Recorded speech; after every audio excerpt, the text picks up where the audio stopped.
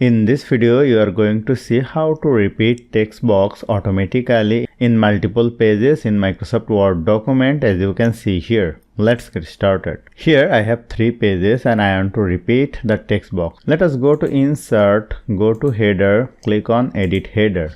Then the header will be activated. Click on over here, go to Insert and go to Text Box and click on Draw Text Box and drag it over here. And let us write the text here. Select the text. If you want, make it bold. You may increase the font size. You can keep it to the center. Now if you want to rearrange it, this is possible actually. If you want to remove the text box border, go to Shape Format, Shape Outline, make it no outline. If you want, you may add another outline color, and here you will see I have added in empty pages. Now click on outside. If I add another page, here you will see the text box has been added automatically.